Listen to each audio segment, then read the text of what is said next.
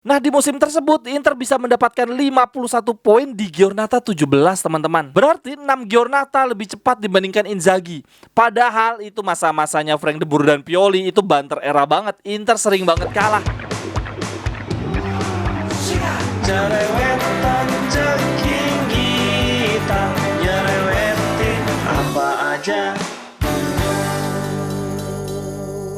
Teman-teman yang sedang kalian saksikan saat ini adalah Cerewetin Inter. Apa kabar teman-teman semua? Gimana nih perasaannya nih? H+1 pasca kekalahan kita di Derby de Italia.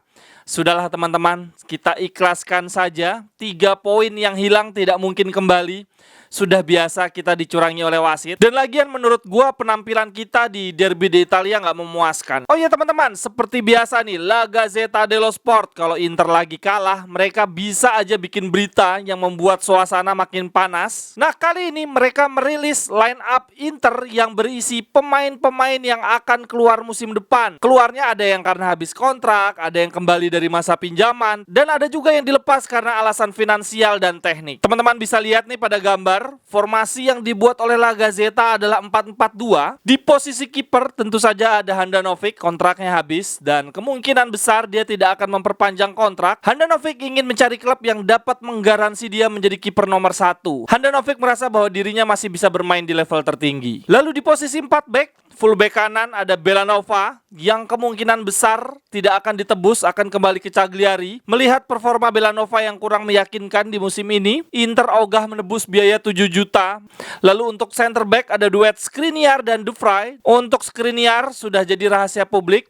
Dia menandatangani prakontrak dengan Paris Saint-Germain. Sedangkan untuk De Vrij, kontraknya memang sudah habis. Inter sedang menawarkan kontrak baru. Tapi kemungkinan besar De Vrij akan menolak karena kontrak baru yang diberikan oleh Inter nih gajinya turun. Lalu di sisi kiri ada pemain senior kita lainnya, Danilo D'Ambrosio. Kontraknya juga habis. Tapi kalau Danilo D'Ambrosio, gue melihat 70% masih ada potensi dia bertahan. Lalu kita beralih ke posisi gelandang. Untuk posisi sayap kanan, ada Dumfries. Dia dilepas bukan karena kontraknya habis ya, tapi lebih karena Inter membutuhkan uang untuk capital gain, sehingga BP Marotta menargetkan penjualan di kisaran 50-60 juta. Lalu untuk duo gelandang tengah ada Brozovic dan Lord Gagliardini. Ini situasinya berbeda. Untuk Brozovic kemungkinan besar musim depan dilepas karena alasan spirit. Manajemen merasa bahwa Brozovic sudah tidak bergairah lagi di Inter, latihannya males-malesan. Selain itu dari sisi teknis Inter merasa sudah punya Calhanoglu dan Aslani yang bisa mengisi posisi regista. Kemudian untuk Lord Gagliardini kemungkinan besar musim depan tidak lagi di Inter, tetapi statusnya bukan karena dijual atau dilepas, bukan juga karena kontraknya habis, tapi karena memang Lord Gagliardini itu pemilik saham terbesar di Serie A. Jadi dia mau datang dan pergi ke klub manapun bebas. Ya sudahlah, musim depan dia tidak akan di Inter.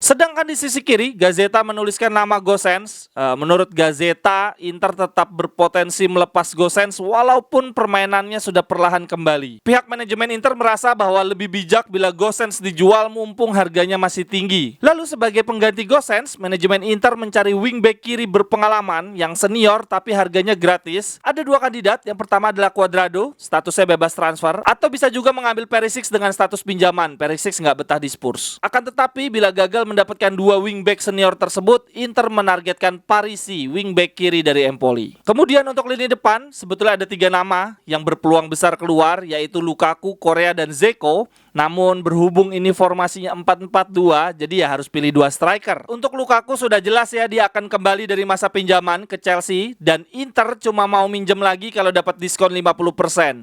Inter merasa terlalu berat bila harus meminjam kembali Lukaku dengan harga 8 juta. Sedangkan untuk Korea di akhir musim nanti 90% akan dilepas sih, semoga aja ada yang mau beli. Kalau Korea dilepas karena alasan teknis ya, dia tidak juga menunjukkan performa terbaiknya, padahal secara taktik Inter sangat membutuhkan pemain dengan karakteristik seperti Korea. Ini ya teman-teman, kalau dilihat-lihat pemain Inter yang akan keluar musim depan bisa sampai dibuat formasinya seperti ini. Ini berarti di akhir musim kita kehilangan setengah tim ya, setengah skuad kita ya. Ini benar-benar akan ada perombakan musim depan. Menurut gua bahaya sih untuk stabilitas tim kalau perombakannya bisa sampai setengah skuad begini. Selain melepas pemain, menurut gua manajemen juga pasti akan mempertimbangkan melepas Inzaghi. Kalau gua pribadi, teman-teman pasti tahu gua pro Inzaghi. Gua merasa bahwa Inzaghi punya potensi dan akan bagus kalau didukung oleh pemain-pemain yang dia butuhkan. Tapi masalahnya teman-teman, setelah gue lihat-lihat dari sisi statistik, ternyata Inzaghi bahkan lebih buruk dibandingkan Pioli dan Frank de Boer ketika menangani Inter. Ini menurut data Sky Sports, Inzaghi bisa mendapatkan 50 poin di musim ini setelah Giornata 23. Sedangkan waktu Inter dilatih oleh Frank de Boer dan Pioli, Frank de Boer dan Pioli itu ngelatih Inter di satu musim yang sama ya. Frank de Boer dipecat lalu Pioli masuk. Nah, di musim tersebut Inter bisa mendapatkan 51 poin di Giornata 17, teman-teman. Berarti 6 Giornata lebih cepat dibandingkan Inzaghi. Padahal itu masa-masanya Frank de Boer dan Pioli, itu banter era banget. Inter sering banget kalah, tapi ternyata bisa mendapatkan 50 poin lebih cepat dibandingkan Inzaghi. Dan bukan cuma di eranya Frank de Boer dan Pioli ya, ternyata di eranya Mancini periode 2 yang saat itu Inter juga amburadul banget. Ternyata saat itu Mancini bisa mendapatkan 48 poin hanya dalam 16 Giornata. Dengan melihat data ini, menurut gue wajar banget kalau manajemen mempertimbangkan untuk melepas Inzaghi juga di akhir musim nanti. Dan ini kalau dilihat-lihat jadwal kita teman-teman di bulan April, aduh parah banget. Di Liga kita akan menghadapi Fiorentina, Salernitana, Empoli, dan Lazio. Ini klub besarnya mungkin cuma Lazio, tapi kan kita biasanya kesandung lawan tim-tim kecil nih. Selain jadwal Serie A, di bulan April nanti kita juga ada jadwal semifinal Coppa Italia, home and away lawan Juventus.